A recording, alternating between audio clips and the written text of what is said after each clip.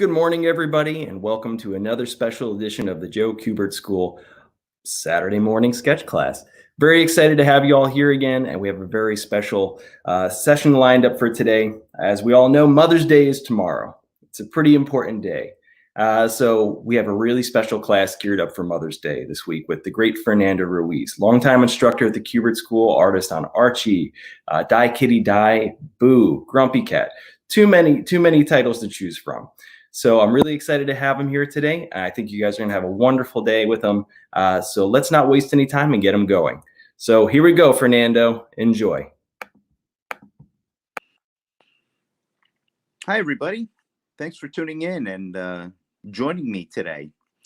So let's just dive right in. As Anthony said, I drew for Archie Comics for many, many years. I drew a lot of different comics for them. Archie himself. I drew Betty and Veronica, Sabrina, the Teenage Witch. I drew the Life with Archie magazine, where Archie was an adult and married to both Betty and Veronica. Don't make me go into it.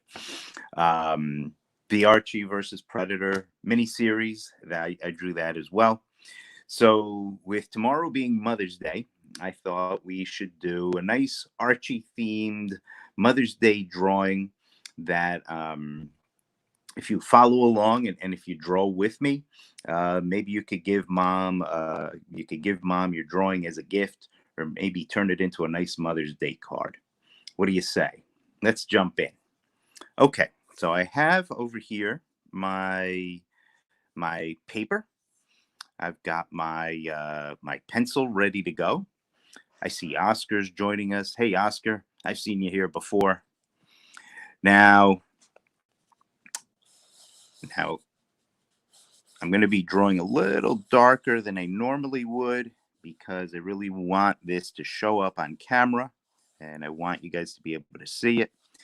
And at first, my drawing's not going to look, good morning, Joe. Nice to see you. First, my drawing isn't going to look like anything. So don't say, what's he making? Because I'm going to lay down some very basic shapes. So this is going to be Archie's head. And now I'm just going to throw down this very basic shape for what's going to be part of Archie's body. Okay. And I'm going to throw down this other shape here that I'm going to turn into something else. And then, and you guys let me know if I'm going too fast for you. Hey, Martin, good to see you. Jorge, good morning. Nice to see you. I see some of you guys a lot on my social media. Thanks for following me. See me on Instagram, Facebook. I'm always all over Facebook. I am on Instagram. So if you notice these lines that I'm putting down over Archie's face, these are just some very light guidelines. Sergio, my old friend Sergio, my old classmate. Bruce, good to see. We will do Thor one day, Bruce. We will do Thor. Don't worry. You hang in there. Sergio, my old classmate, a magnificent, beautiful artist on many things, including the Action Bible, Lone Ranger, so many things. And he's taught a couple of these himself, which have been fabulous. I know I watch them, so I could learn how to draw too. Now these little, if you could see these little puffs, these little circles, these kind of football shaped things, that's Archie's hair. Okay. Now Archie has this big puff of these two big puffs of hair up front, and these little curly lines that I'm making, these are supposed to be the shadow being cast by those two big puffs of hair. So I'm going to darken that up. Brian, hello. Hello from Rachel. Hi, Rachel. And I'm going to go in. I'm going to give Archie his eyes. Archie's eyes are kind of just these semicircles with big black dots. And Archie's got this big black eyebrow. Archie's got black eyebrows. Hi, Jim. Which Archie member is my favorite to draw, and which is the most difficult to do? That's a good question. My favorite is usually Reggie. And that's because he's the bad guy. And Reggie, you could just do so much more with Reggie because he is the bad guy and he can be nasty. So he can give me expressions that I could have a lot of fun drawing. So Reggie's my favorite to draw. Now the most difficult to draw, you know, not that they're difficult, but the girls represent a challenge because you got to get them just right. They got to look cute. I'm giving Archie a closed eye. They got to look cute. And if you don't draw them just right, they can look funny looking.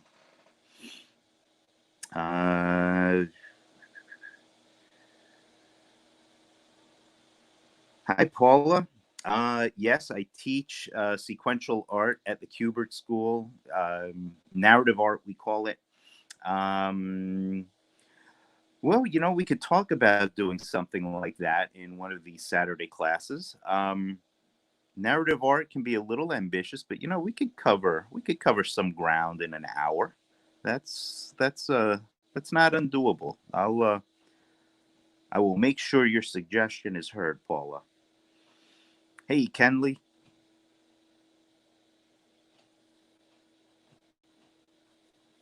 Now, Archie generally has his mouth pulled to one side of his face.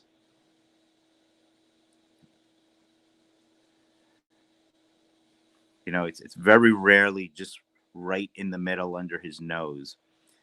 Because, pulling it to one side of his face gives you a little bit more expression this way. And I want to going to shape Archie's head a little bit. Okay. I like to keep his head nice and rounded. Just a very slight point to the chin.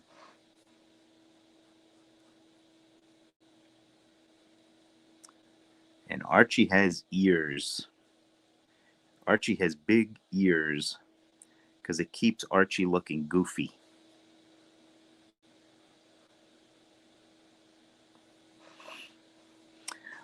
What is the difference between narrative art and sequential art? They're very similar. I really almost use the terms interchangeably. The term sequential art kind of reminds of, narrative art, the way I define it is it's telling a story using pictures, telling a story using your drawings. I'm giving Archie a little haircut here for a second. Sequential art throws the word sequence into the definition, which is very important because it's not just telling a story using pictures, but telling your story using pictures arranged in a specific sequence. So when you read a comic book or a comic strip, there is an order to it. You're not just jumping around the whole page reading the different comic panels willy-nilly. You have to read them in order to get the story. So that's really the main difference. Thank you, Ken. I appreciate you watching me.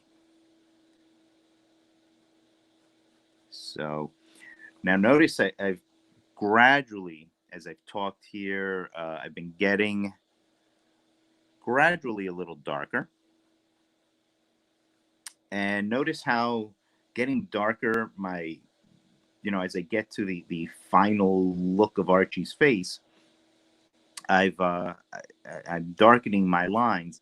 And those earlier lines that I used for the ball of Archie's head, they're kind of fading away. We don't see them as much because I kept them light. And like I said at the beginning, I would probably keep them a little lighter than I was doing it. I made them dark to be sure that they showed up on camera. But if I was just drawing for myself, those lines really only need to be just as dark enough for me to see. Okay. You're welcome, Ken. Now, what's Archie missing here? He needs something. I know, besides a body. Well, what does Archie need? There's a couple of trademarks that he requires. First, his freckles. Now, Archie officially has 3 freckles on each cheek. 3. That's the official count. And sometimes when we get in close, if we're close enough to see Archie's face, or really close on his face, sometimes I give him 2 more freckles over the nose. Now, sometimes I'll give him another ear peeking around, but I won't do that just yet because I've got plans for Archie over here. I'm going to give him a little bit of a neck.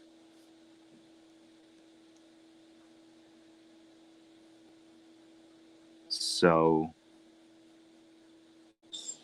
now another trademark that Archie is missing is the famous, what people call the tic-tac-toe mark on the side of his head. This has become an Archie trademark. Now, every now and then, some people will ask me, why does he have a tic-tac-toe mark on his head? And the truth is, when Archie was first drawn, the first artist to draw Archie was a very talented artist named Bob Montana. I'm just going to clean up Archie's hair here. And this was back in 1941 that Archie was created.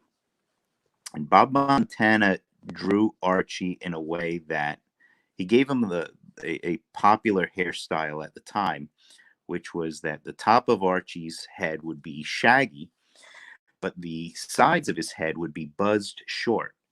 So in order to indicate a buzz cut, Bob Montana would crosshatch the sides of Archie's head.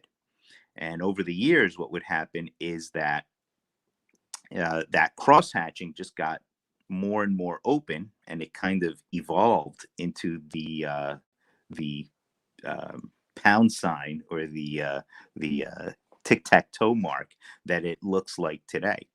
And of course, people don't remember Bob's original design, so now it just looks like a weird tic-tac-toe mark, and people will ask, why does he have a tic-tac-toe mark on his head? Okay, so I've pretty much got Archie's head and face down. I'm going to give him a little bit of a neck. And I'm going to give him collar for his shirt. And I'm going to give him some flowers. Some happy flowers. Lots of flowers.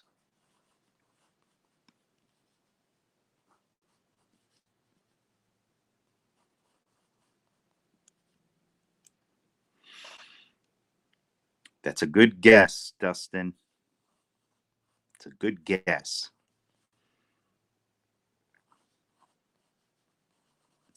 Now, sometimes people wonder how I got started with Archie. In addition to teaching at the Kubert School, I was also a student at the Kubert School. I went there because I always loved comic books and comics. I always wanted to know how to make them, and I wanted to make them for a living. So I went to the Kubert School, and one of the great things that the Kubert School does is they invite all the different comic book companies to come to the school to look at our students' work. So, and if the companies don't come, we can go there. So we used to, back when DC Comics was in New York City, we used to take class trips over to DC Comics. That was very cool. Sometimes we'd go to Marvel Comics. A lot of times, though, they come to the school because it's just easier for them. And then they could come and talk to our students. I'm making lots of flowers here. What do you think of my flowers? Are they flowery enough? So when I was in my third year, and the Kubert School is 3 years, so I was almost finishing up, and one of our teachers at the Kubert, one of our legendary teachers at the Kubert School, Mr. Hy Eisman, and Hy was a great teacher and a great cartoonist who drew many things. Over the years, he's drawn Tom and Jerry, Little Iodine. He's drawn the Katzenjammer Kids, and he drew Archie. So Hy gave us an Archie assignment to do. He gave us an Archie story that he had written himself. And so I drew it, and Hy liked it, and he suggested that I show it to Archie when they come to Archie Comics, when they came to visit the school. And that's what I did. And managing editor Victor Gorelick came to the school to review our students' portfolios. And I was very fortunate that he liked what I can do. He liked the very pages that I had drawn for Hy.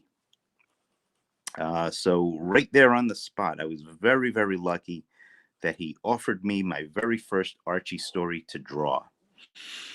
And that's how I got started. So I remember 1 week right after graduation, I went up to the Archie offices for the very first time. They were in Westchester County, New York, so they weren't too far from me. I'm in New Jersey, where the Joe Kubert School is. So if it weren't for the great Hy Eisman, who just turned 93 years old, and Hy, he is still, God bless him, he's still working. He still draws the Popeye newspaper strip. So he's a real example to us all. And I'm drawing lots of flowers. Lots of flowers. I just start out with a little circle for that center, right? And then a few petals all around. I want more flowers. More happy flowers. So that day that Victor Gorelick hired me, when he came to visit the school, he also came with the legendary Archie artist, the great Dan DeCarlo. Now I'm throwing a few random leaves in here, so it's not all just daisies. And if you've never heard of Dan DeCarlo, I'm sure you've seen his work. Dan is really considered the real pioneer. Although Bob Montana created the likeness of Archie, Dan DeCarlo really refined it. And when most people think of Archie, they're probably thinking of a drawing that Dan drew. He drew for Archie for 50 years, and he was really the model that informs us all, that we all go by. Okay. So I'm going to give Archie a collar here.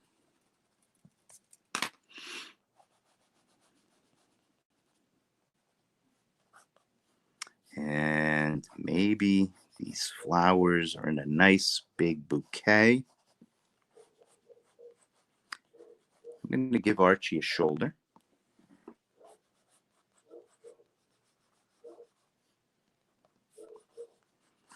Maybe his shoulder's coming around.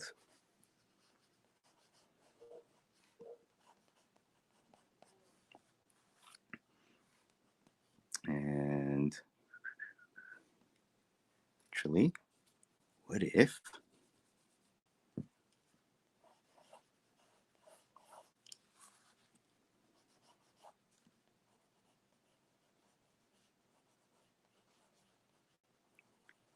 peeking out from underneath the bouquet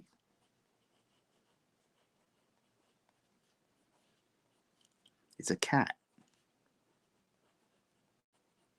What do you think of my cat?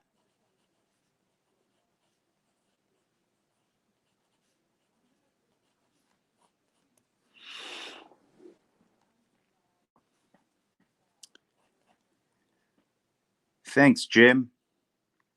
Paula, yes, I did. I was very fortunate in that I got out of school and I went right to work. And I worked for many, many years. I'm still working. And I drew many, many different Archie stories, as I said at the beginning.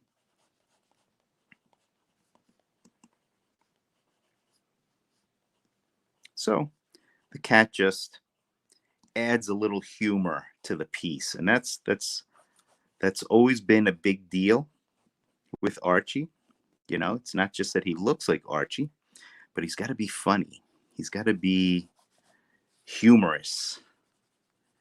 And it's not just that Archie's just sitting there. You look, my cat. Thanks, Gary. I see you're leaving room for a speech balloon. No spoilers, Sergio. We'll see. So his arm will be wrapping around here. A couple folds for his shirt.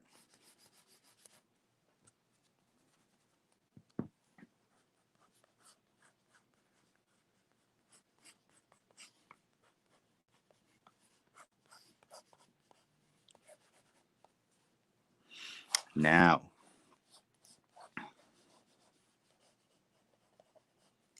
actually, I am going to, on this shoulder, I'm going to draw. Let me get that back into shot. A Sonic fan character. Ooh. Sonic, yeah, Archie did the Sonic the Hedgehog comic book for many, many years. So these are fingers resting on Archie's shoulder.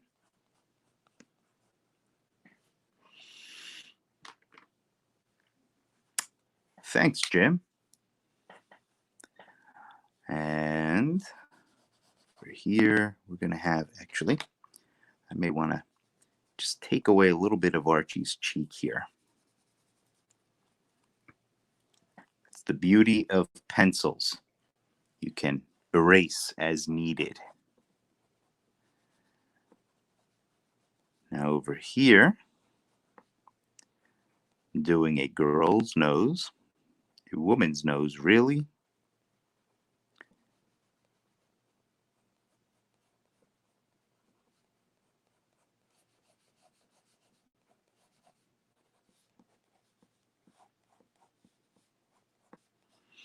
And this is Mary Andrews. Mary is Archie's mom.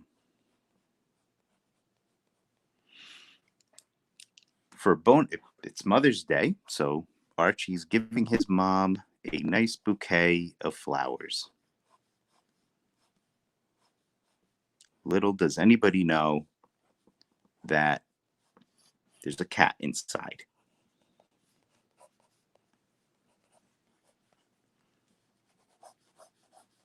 And I'm going to give Mary her hair. Mary's got not long, but shoulder length hair. I'm not sure if Mary's looks have changed, if they've changed her. I know they modernized her hairstyle during my time at Archie.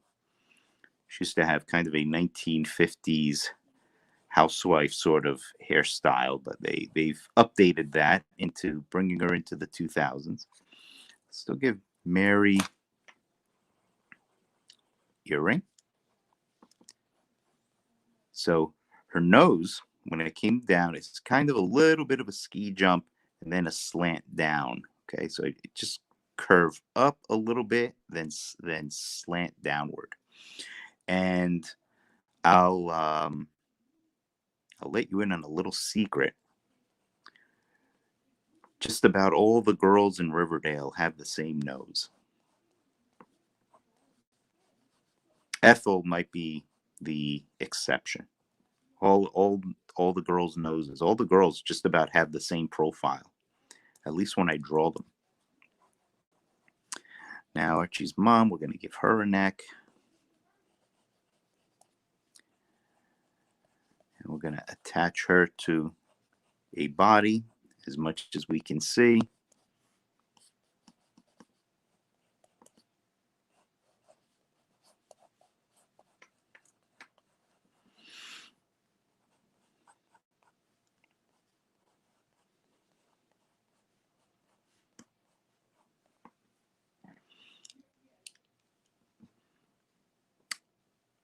What was that, Jim? The B versus V debate?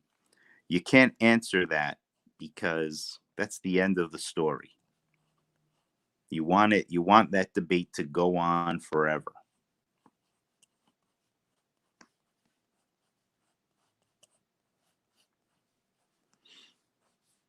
I get asked that. Who should Archie be with? He should always be chasing both Betty and Veronica. I get asked that question a lot at different conventions. So I mentioned the great Dan DiCarlo before.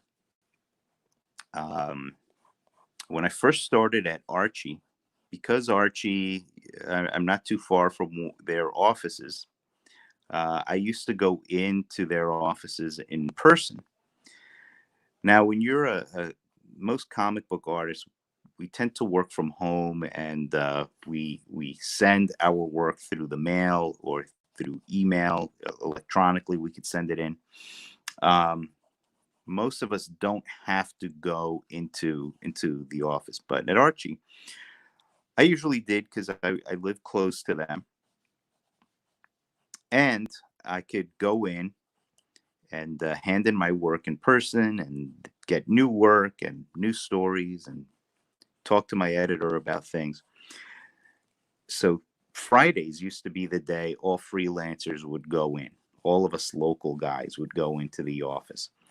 And what we would do is, the great Dan DiCarlo would come in. He'd be in there with all of us.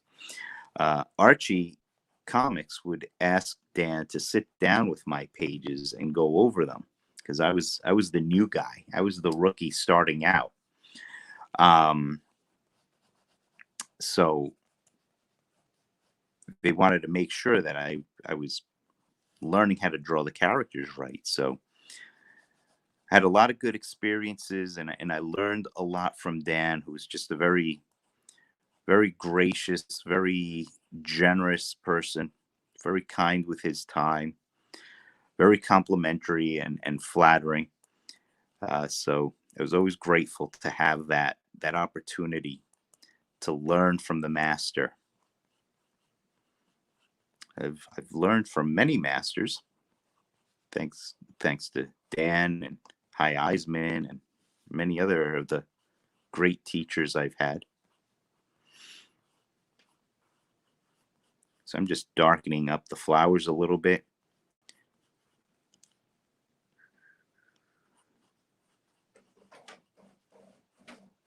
Darkening up the leaves. And you know, we have a lot of time yet, and this one's almost done. So we might get in another drawing in here. What do you guys say? Are you up for one more?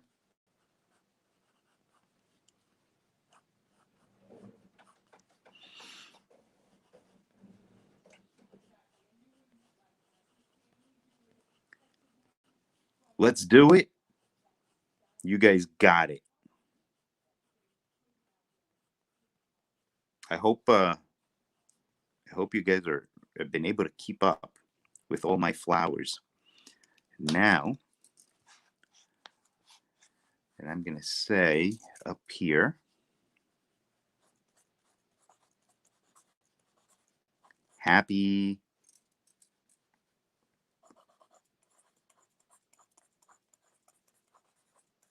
Mother's Day,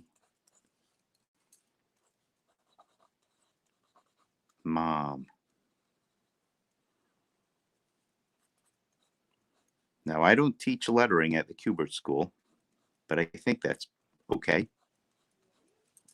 I think my letters are readable. Just making them a little bolder.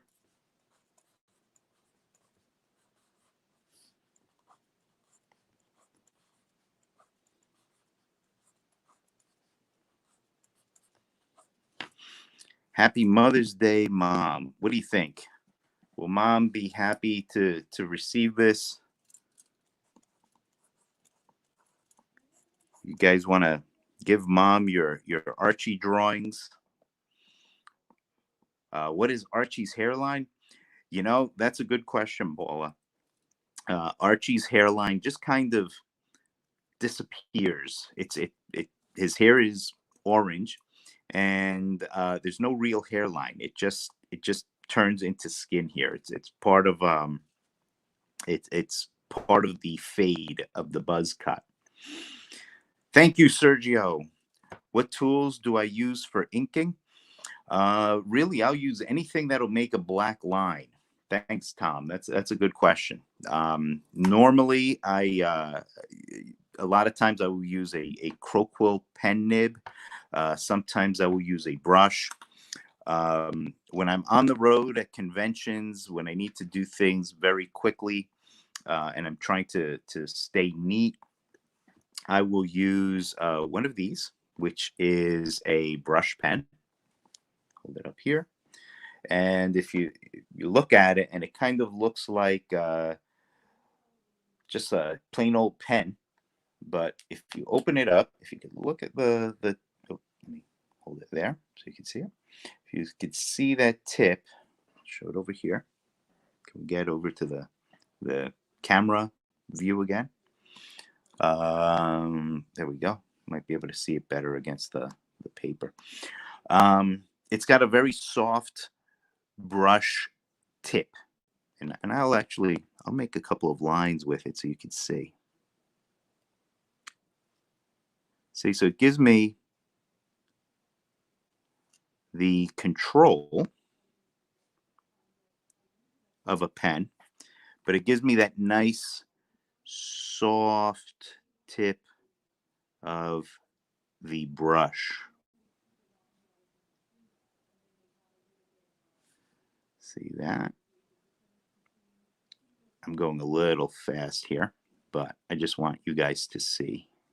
And I'm not going to do all of Archie here, but I just wanted you guys to see a few lines. The inker is very important in comics. Just going to thicken that line up a little bit. The inker is very important because it's a lot easier to reproduce a nice heavy black line, black ink line, than it is to reproduce the gray line of a pencil.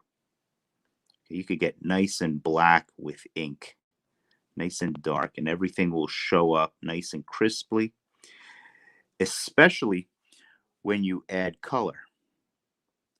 You know, when the colorist does his thing, you want to make sure the drawing still shows through. And inking helps that happen. So, and another good thing about this cool pen, it is refillable. So that is my ink cartridge. And when it runs out, I can load it up again. And these pens, I get mine at the Kubert School Art Store, which I'm sure you guys can get online. Okay, so that is, inking is can be very seductive. I find it very relaxing, and I could probably just get suckered into doing this all day, but I'm not going to take you through watching me ink my 1 million flowers. Okay, I said we would do another drawing, so why don't we do just that? So I'm gonna, I forgot the most important part of this drawing. I'm gonna get my pen, and I'm gonna go in and sign it.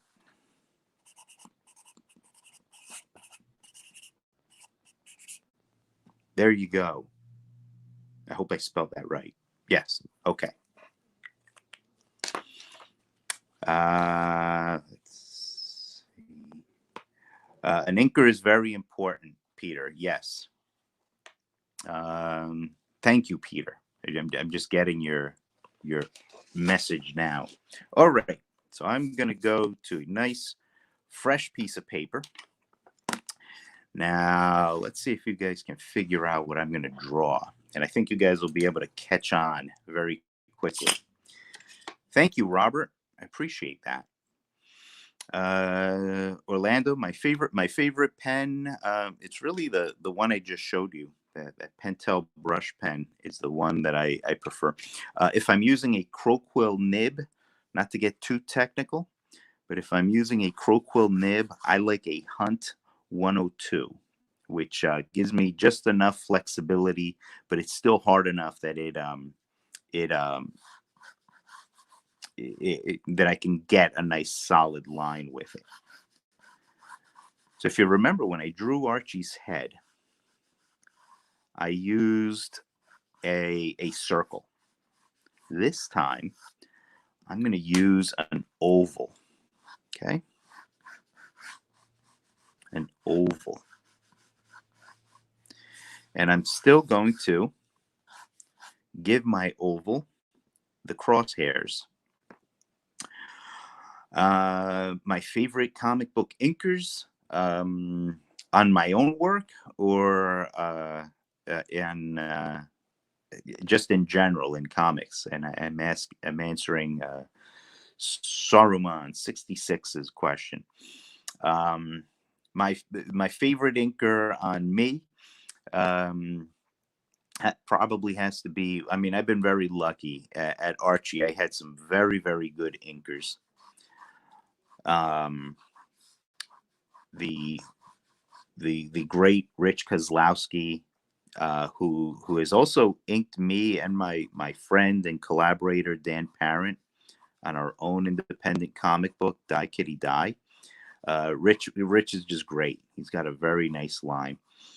And he really just, a good inker will make the penciler look better than he is. And he was just really, really good. He was really great at that. Another good inker that I had at Archie was the great Bob Smith. Bob had worked for DC Comics for many, many years. And Bob was a very nice, very quiet guy. By the way, I think you guys are probably able to figure out who I'm drawing now. But Bob Smith, the great thing about Bob Smith is he was one of those freelancers who would come in on Fridays when we all did. And what I would do is I would come in and I'd bring work, and I'd spend the day in the Archie offices just drawing in their art department. There was always work to do. And Bob would do the same thing. He'd bring in pages and he'd ink them in the office. And often we would sit side by side. And Bob, as I said, was a very quiet guy, but we would talk. And every now and then he would drop a bomb on me about some job he did. And it would be like one of my favorite comics as a kid. And I didn't realize that he was the inker on that comic. Like as a kid, I loved the comic book Captain Carrot. Captain Carrot and his amazing zoo crew about a rabbit superhero. And I loved it. I had no idea that Bob was an inker on that book. And then one day he just drops that bomb on me very, very casually. Sean, you're here. You made it. Good to see you. Hey, Landon. I still got to go and clean off the dry erase board. I still got to do that. Don't tell Anthony Marquez that. So you guys have probably figured it out by now by this very distinct hat who I'm drawing. And you may be wondering, man, why is he drawing the hat first? Well, the hat really, it's very important that the hat sit right. This is, of course, Archie's pal, Jughead. It's very important that the hat sit just right on Jughead's head.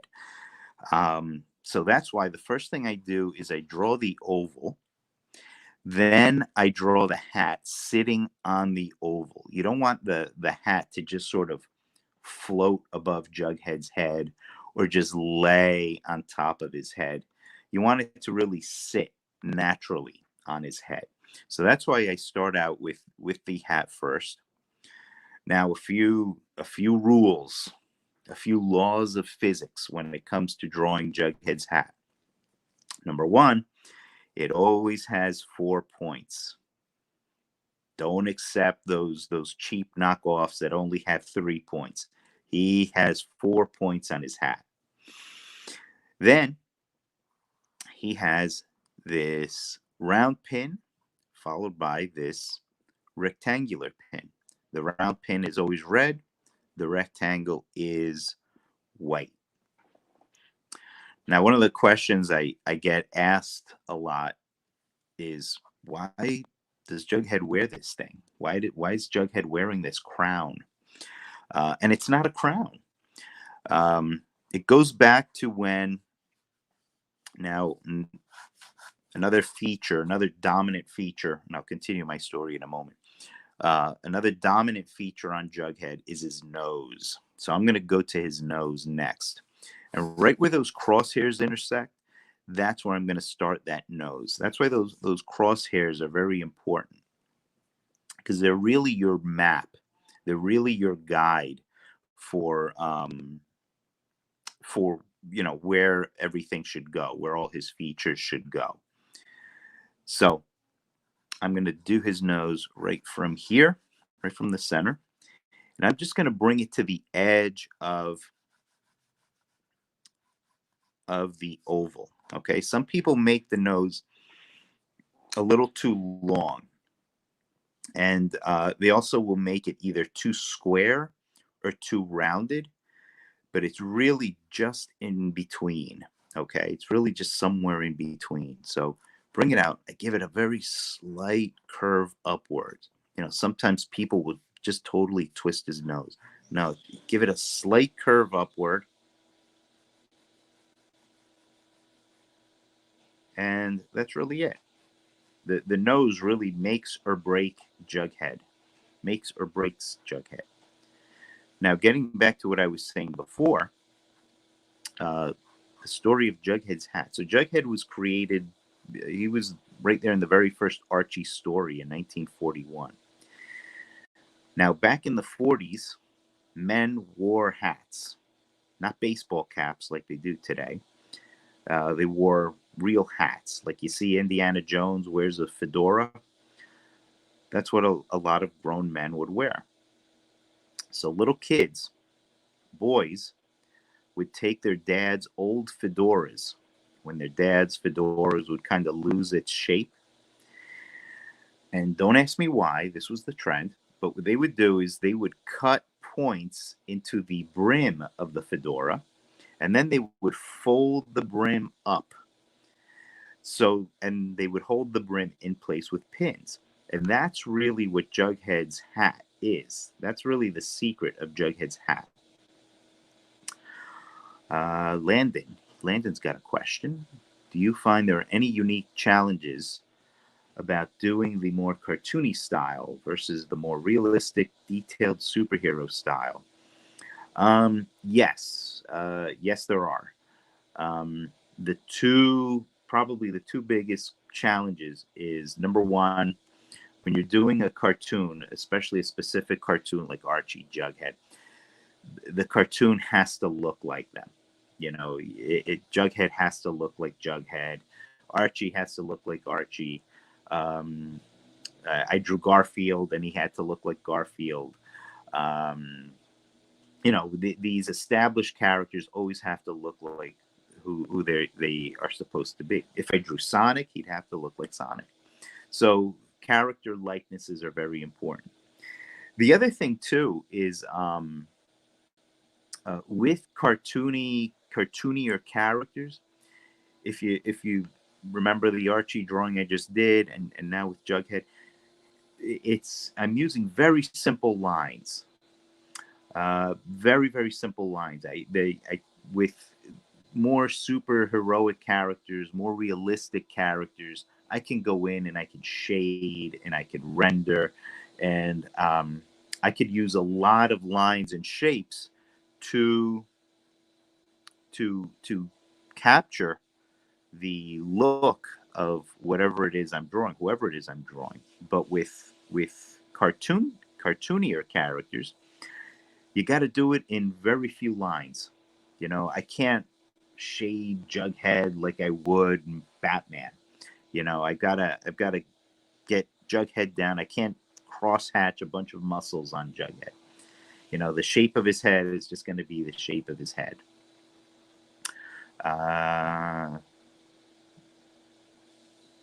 Oh, I'm glad to hear it, Kieran. Kieran and his daughter Ava, they're drawing along, and I think we've been we saved them a trip to the store to buy a card. Great, that's great to hear. That's exactly what we wanted to do for everybody today. Now, notice Jughead's eyes. Jughead's eyes are these heavy-lidded, sleepy, because Jughead is always kind of he's bored and lazy, so that makes for a sleepy combination. So his eyes are kind of like the letter L, but backwards and slightly curved. Sometimes I may show Jughead's eyeballs just peeking through. And Jughead has some very thin eyebrows, very thin black eyebrows. Thin, especially compared to Archie, who has very thick eyebrows. Jughead is also, because he's always so bored and blasé, Jughead's just too cool for everything. He usually will have very little expression to him. He's always just looking very calm. Okay. Now, okay, so I got, his mouth, just like Archie's, his mouth will be pulled to one side more than the other. Okay. And not a whole lot of expression there. Now it's time to shape Jughead's head and also to give him his hair. Now Jughead's hair will tend to peek around from underneath the hat. I give Jughead some pretty long sideburns.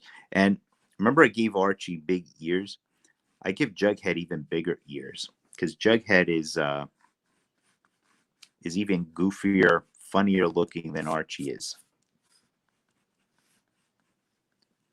And notice too, I started out very, very light and I got darker as I went. Okay, just like I did before. So the back of Jughead's head comes back to a point. It's going to have a little tuft of hair that peeks out here. And I'm just going to blacken that in because his hair is black. And his hair is black, so that means Jughead is going to have a little bit of a highlight right around here. I'm going to leave that, and I'm going to erase this a little bit. So who can tell me what is Jughead's real name? For bonus points to your final grade, what is Jughead's real name?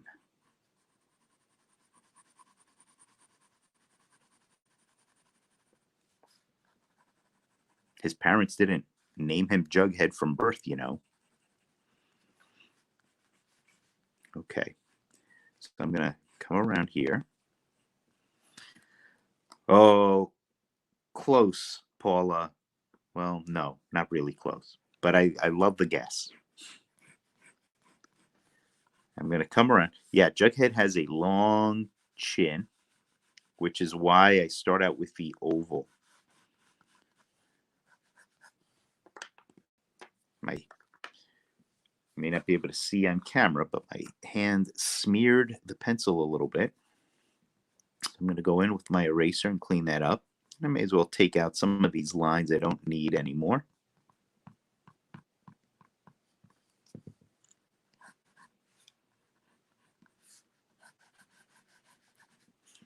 I'm going to come around.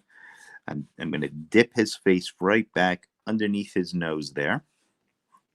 I'm going to come up here, and his forehead comes out with a little bit of a point, and then curves behind the nose. Comes in and curves behind the nose.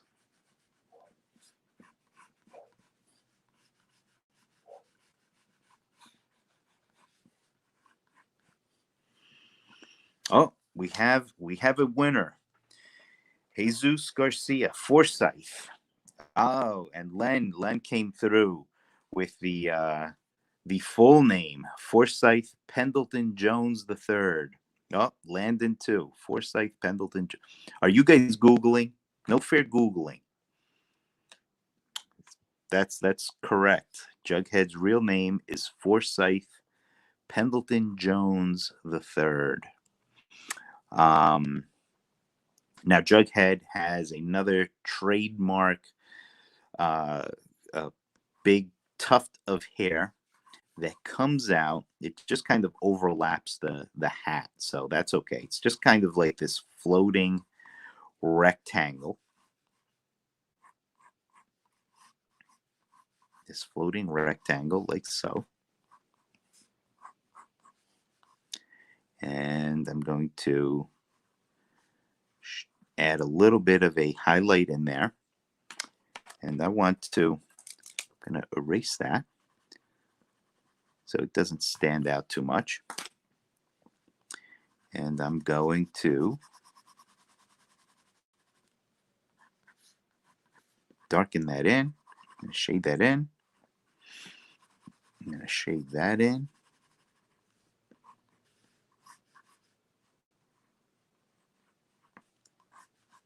A little bit of hair will peek out on this side. I'm going to shade that in too.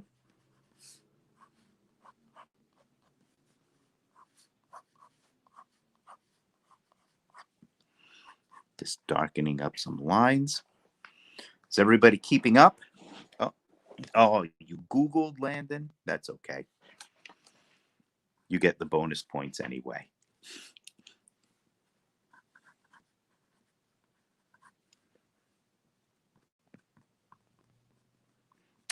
When I was a kid, I was an Archie fan. When I was a kid, I loved all comic books. So I used to read. When I was a kid, the progression was you started out reading the Harvey comics, Casper the Friendly Ghost, Richie Rich. I loved Richie Rich. I'd love to do a Richie Rich week. Who would be up for that? Does anybody remember Richie Rich? And then you graduated from Richie Rich to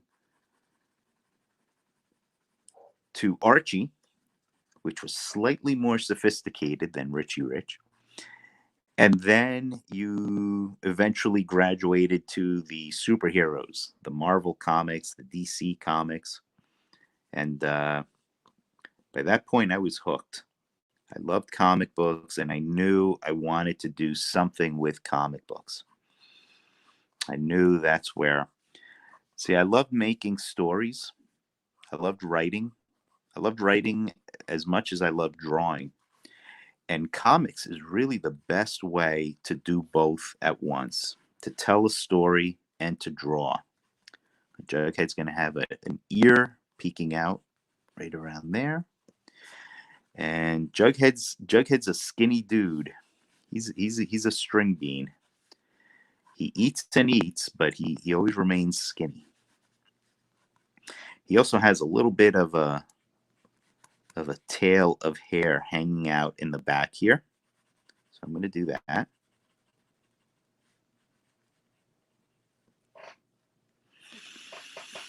Oh, Oscar's asking me what I'm using. It looks like a sponge. This is what we call, and believe me, on camera, it is looking much darker than what it really is. It's what we call a kneaded eraser. So it's an eraser. A new one, which I don't have, is looks like a rectangle. And what you can do is you can really like knead it around in your fingers, and it kind of cleans the eraser. And one of the things that I love about it is that it takes away your graphite, your pencil lines, without leaving all those little hairs, all those little eraser shavings. So it's very neat and very convenient. And it lasts, because it doesn't wear away. It will last a lot longer than a normal eraser. It doesn't rub away or get shaved down like one of these, or get as dirty as one of these does too. Also available at the Kubert Art Store. So you guys can load up. Now, Archie, how do you keep from getting pencil on the side of your hand while drawing? Tori asks. One of the things that I do is, well, I am right-handed, as you guys may have noticed. I will, and I don't know if we can see this, I will get some on the heel of my hand. Some of that is unavoidable. What I do try and do is, number one, wash your hands, keep your hands as clean as possible. But working from upper left to lower right as much as possible will minimize that. And then just touching it up with the eraser as you go will keep it clean. Will keep your work clean. Now I want to go in and I want to give Jughead his trademark turtleneck sweater. Jughead always, well, I won't say always, but usually, classic Jughead wears this turtleneck sweater. Now, I mentioned the great Dan DeCarlo a lot earlier. There was another great Archie artist who, for me, was the master of Jughead, and that was the great Sam Schwartz. And that is Sam, S-A-M-M, Sam with two M's. Sam Schwartz drew the best Jughead. Sadly, I never got to meet Sam. He lived in Florida when I started at Archie, and he passed away without me ever getting a chance to meet him. So that's Jughead. What do you think of my Jughead? Well, almost forgot that most important part. The signature. Well, I hope you guys enjoyed our drawings. I hope you guys, I hope the drawing that you guys did turned out good. And I hope you guys enjoyed this session. I hope everybody has a nice Mother's Day tomorrow. I hope you guys are able to give Mom your drawings, and I'm sure she'll love them. And I hope, and I want to thank you guys for tuning in today and following along and being with me and asking questions and comments. If I didn't get to them, please, I'm sorry. I can only do so much. So this has been great. This has been fun. I'm glad the school's doing this, and I'm glad the Kubert School asked me to be here today on this very special Saturday before Mother's Day. So hopefully we will do this again. And next week, I'm sure they've got another great star lined up to teach you guys. So I'm going to throw it back to the great Anthony Marquez, and I bet he'll tell you who we've got. Anthony? Perfect. That was great timing, Fernando. Guys, thank you so much for tuning in today. This was a lot of fun. I think that this was really exciting, and this was a great way to get things set up for Mother's Day. We all enjoyed the class. You guys having audio issues from me? Maybe a little bit? Getting a little static from you. Give me 1 second, guys. I'm still here. Of course you're still there. You guys can hear me, right? There's Anthony. Oh, Anthony, I think you're muted. I'll try my best, guys. So for next week, and if you can't hear me, I'll put it in the comments. There's Maria Sinatra joining us again. And I just want to say, for anybody that can hear me, have a great Mother's Day. Thanks, everybody. Bye-bye. Bye-bye, everybody. Happy Mother's Day.